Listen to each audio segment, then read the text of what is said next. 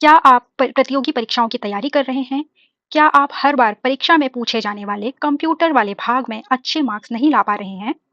तो आज ही आप हमारे चैनल से जुड़ जाइए, क्योंकि इसमें हम कंप्यूटर के अंतर्गत पूछे जाने वाले ए टू जेड कंप्यूटर के टॉपिक को कवर करने वाले हैं, जिससे कि आप किसी भी प्रतियोगी परीक्षा में 99% तक मार्क्स ला सकते हैं। जो भी टॉपिक आपको स्क्रीन में दिखाए जा रहे हैं, ये सारे कवर किए जाएंगे। तो चलिए शुरू करते हैं। Hello everyone, welcome back to my YouTube channel E Shiksha Mantra. इस वीडियो के अंतर्गत हम कंप्यूटर के 1000 क्वेश्चंस की सीरीज लेकर आए हैं, जिसमें हम ये सेट नंबर 10 देखने वाले हैं। तो चलिए शुरू करते हैं। पहला प्रश्न है, सिस्टम बोर्ड व घटकों को जोड़ती है, इनमें से क्या है जो सिस्टम बोर्ड मतलब मदरबोर्ड और जो अन्य कंपोनेंट होते हैं उनको जोड़ती है? ऑप्शंस हैं, ए केबल, बी बस लाइन, सी पावर सप्लाई और डी ऑपरेटिंग सिस्टम। तो इसका सही आंसर होगा ऑप्शन नंबर बी, बस लाइन। अगला प्रश्न है, पीसी में संचार संभव करने हेतु जोड़ने वाले तारों को कहते हैं। अगर आप अपने कंप्यूटर के बीच में कम्युनिकेशन करवाना चाहते हैं, दो कंप्यूटर के बीच में कम्युनिकेट कराना चाहते हैं, या एक कंपोनेंट से दूसरे कंपोनेंट में कोई डेटा ट्रांसफर करना चाहते हैं, तो जो जिन वायर की सहायता से हम उन्हें जोड़ते हैं उन्हें क्या कहते हैं? ए बस लाइन, बी केबल लाइन, सी वायर लाइन और डी उपरोक्त में से कोई नहीं। इसका सही आंसर होगा ऑप्शन नंबर ए, बस लाइन। अगला प्रश्न है, निम्न में से सबसे तेज गति किसकी होती है? ये बताना है कि सबसे तेज स्पीड में कौन है जो डेटा ट्रांसफर कर सकती है? ए पीसीआई बस, बी यूएसबी बस, सी साटा बस और डी इनमें से कोई नहीं। इसका सही आंसर होगा ऑप्शन नंबर सी, साटा बस। साटा का फुल फॉर्म होता है सीरियल एडवांस्ड टेक्नोलॉजी अटैचमेंट। अगला प्रश्न देखेंगे, सीडी आरडब्ल्यू है। सीडी का फुल फॉर्म सभी को पता है, कॉम्पैक्ट डिस्क होता है, और आरडब्ल्यू का मतलब होता है रीराइटेबल। तो इनमें से क्या है ये बताना है। ए मेन मेमोरी की तुलना में तेज होती है, बी पुनः लिखा हुआ मिटाया जा सकता है, सी केवल एक बार लिखा जा सकता है और डी फ्लॉपी डिस्क की तुलना में ज्यादा डेटा स्टोर कर सकती है। इसका आंसर होगा ऑप्शन नंबर बी, पुनः लिखा व मिटाया जा सकता है। आरडब्ल्यू मतलब होता है रीराइटेबल। तो रीराइटेबल मतलब कि दोबारा इसमें आप कोई भी डेटा स्टोर कर सकते हैं और पुराने डेटा को आप उससे रिमूव कर सकते हैं। चलिए अगला प्रश्न है, डीवीडी का विस्तृत रूप क्या है? डीवीडी का फुल फॉर्म बताना है। A digital versatile disc, B digital video disc, C digital video definition और डी है ए व बी दोनों। तो इसका आंसर होगा ऑप्शन नंबर डी, ए व बी दोनों। ए और बी दोनों होता है क्योंकि डीवीडी का फुल फॉर्म होता है, डीवीडी का फुल फॉर्म क्या होता है? डिजिटल वर्सेटाइल डिस्क भी होता है और डिजिटल वीडियो डिस्क भी होता है। अगला प्रश्न है, 120 एमबी या 240 एमबी की क्षमता वाले फिल इन द ब्लैंक डिस्कों का उत्पादन इमेशन द्वारा किया जाता है। ऐसी कौन सी डिस्क है जिनका प्रोडक्शन जो है इमेशन के द्वारा किया जाता है? A super disc, B high FD, C zip disc और डी इनमें से कोई नहीं। इसका सही आंसर होगा option number A, super disc. अगला प्रश्न है, ब्लू रे डिस्क की क्षमता होती है, जो ब्लू रे डिस्क होती है वो कितने डेटा को स्टोर कर सकती है?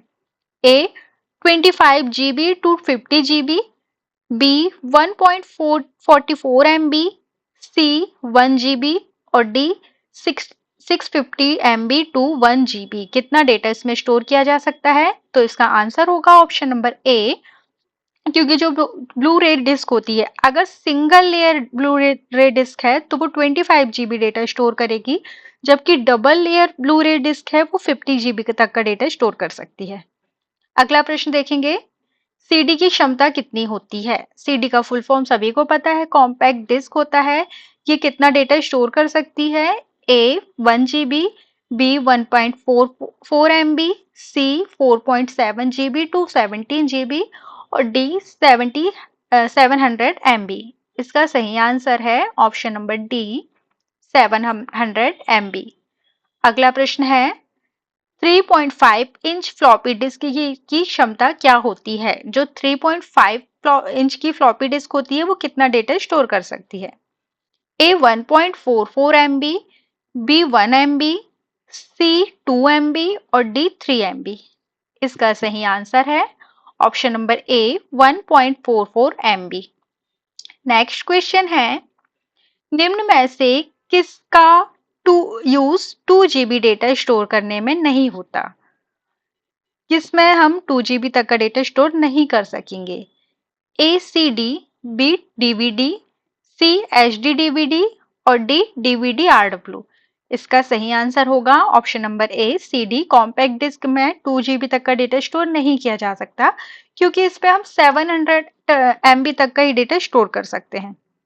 अगला प्रश्न है, इनमें से कौन सा एक ब्राउजर है? वेब ब्राउजर बताना है हमें, क्या होता है?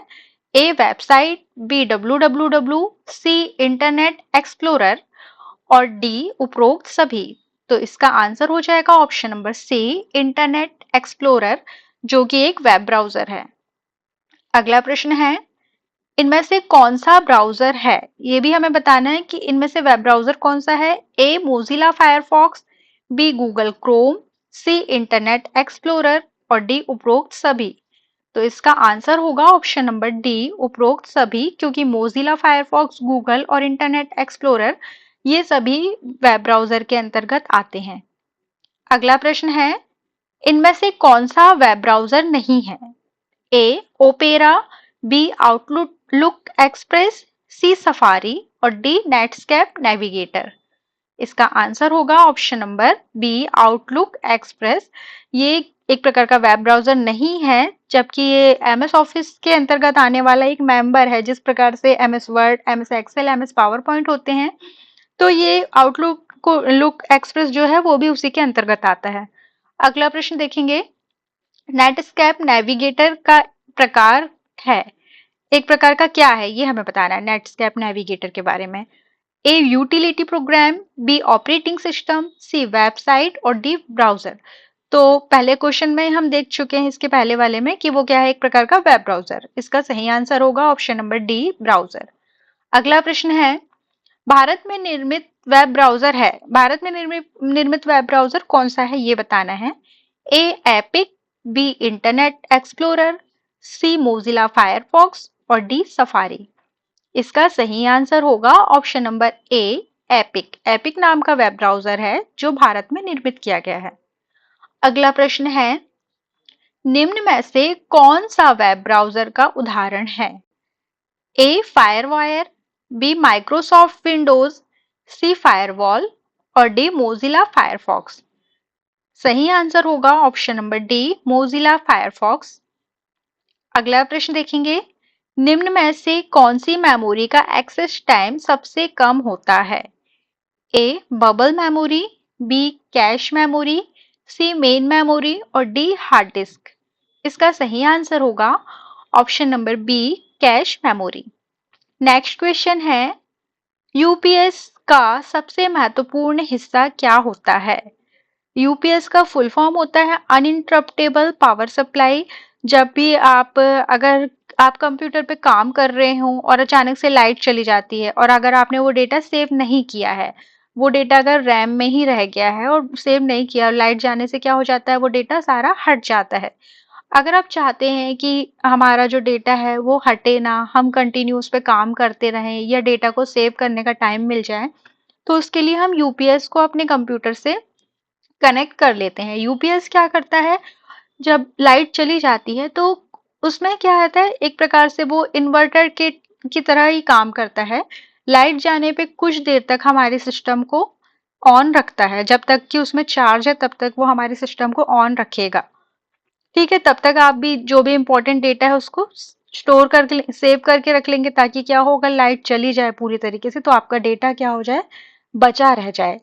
ऑप्शंस देखेंगे, A rectifier, B battery, C electronic switch और डी उपरोक्त सभी। तो इसका सही आंसर होगा ऑप्शन नंबर बी बैटरी, क्योंकि बैटरी यूपीएस का एक बहुत ही इंपॉर्टेंट हिस्सा होता है जिसमें आप क्या करते हैं, जिसका यूज करके आप उसे चार्ज कर सकते हैं। अगला प्रश्न है, कंप्यूटर के संदर्भ में वेटवेयर क्या है? वेटवेयर किसे कहते हैं?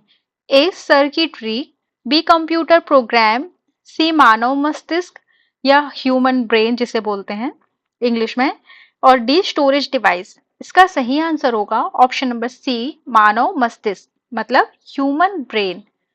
अगला प्रश्न देखेंगे जो इस वीडियो का लास्ट क्वेश्चन है। डीवीडी की क्षमता कितनी होती है? जो डिजिटल वर्सेटाइल डिस्क है या डिजिटल वीडियो डिस्क है, वो कितना डेटा स्टोर कर सकता है? A 25 GB, B 1.44 MB, C 4.7 GB और डी 650 MB। तो इसका सही आंसर होगा ऑप्शन नंबर सी, 4.7 GB। तो ये इस वीडियो का लास्ट क्वेश्चन था। अगर वीडियो पसंद आई हो तो लाइक और शेयर करके चैनल को सब्सक्राइब करें।